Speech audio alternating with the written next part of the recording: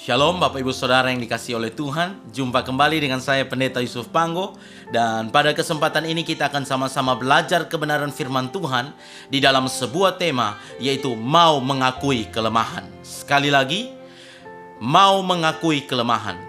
Pembahasan tema kita ini akan didasarkan di dalam pembacaan firman Tuhan di dalam 2 Korintus pasal 12 ayat yang pertama hingga ayat yang ke-10. Sekali lagi, 2 Korintus pasal 12 ayat yang pertama hingga ayat yang ke-10.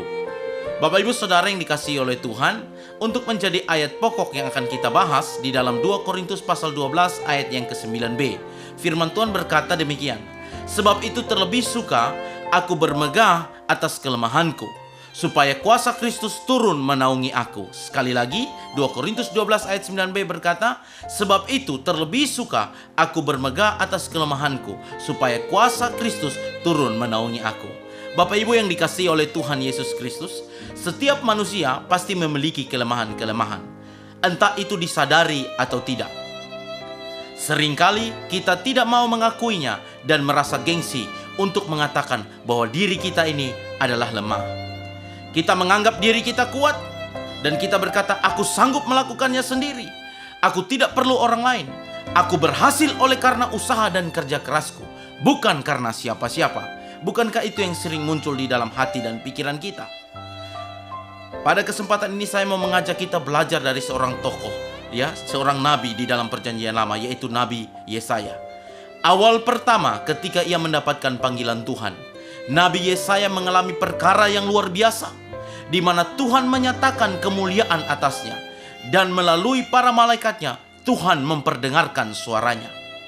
Pada saat itulah Yesaya menyadari akan keberadaan dirinya di hadapan Tuhan. Dia adalah seorang yang najis, lemah, dan tidak layak. Namun perhatikan Bapak Ibu kalau membaca firman Tuhan di dalam Yesaya pasal 6 ayat yang ke-7b. Tuhan berkata, "Kesalahanmu telah dihapus dan dosamu telah diampuni." Untuk mengalami pemulihan dari Tuhan, kita harus dapat melihat siapa kita ini di hadapan Tuhan. Oleh karena itu, Bapak Ibu Saudara yang dikasihi oleh Tuhan, kita sebagai orang Kristen harus menjadi orang Kristen yang peka akan suara Tuhan. Jangan kita menjadi orang Kristen yang mengalami tuli rohani, Bapak Ibu, di mana kita tidak mempunyai kesadaran untuk kebiasaan untuk belajar mendengarkan suara Tuhan. Hal ini kenapa seseorang tidak peka kepada suara Tuhan, atau dikatakan sebagai tuli rohani. Hal ini disebabkan karena perhatian lebih besar kepada perkara-perkara duniawi, terfokus kepada kekuatan dan kepintaran manusia. Tuhan menghendaki setiap orang percaya mempunyai pendengaran yang peka terhadap suara Tuhan. Karena dari mendengar suara Tuhan, kita menyadari keberadaan kita dan langkah-langkah hidup kita akan terarah.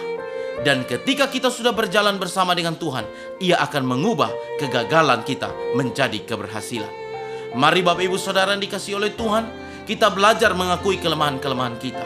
Terkadang masalah, pencobaan, kegagalan dan sebagainya dipakai Tuhan sebagai alat untuk membuat kita sadar akan keberadaan kita yang lemah dan terbatas ini, sehingga kita belajar bergantung dan mengandalkan Tuhan.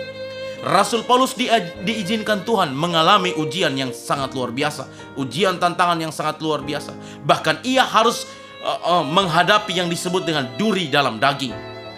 Tapi perhatikan Bapak Ibu Saudara, Rasul Paulus menyikapi setiap masalah yang ada dari sudut pandang yang berbeda. Mungkin bila kita berada dalam kondisi seperti Rasul Paulus yang bahkan mengalami duri dalam daging, kita akan banyak mengeluh dan memberontak kepada Tuhan. Tetapi lain hal dengan Rasul Paulus. Paulus tidak bersikap demikian. Ia justru mengakui kelemahannya dan menerima semuanya itu dengan senang dan rela. Karena ia tahu justru dalam kelemahannya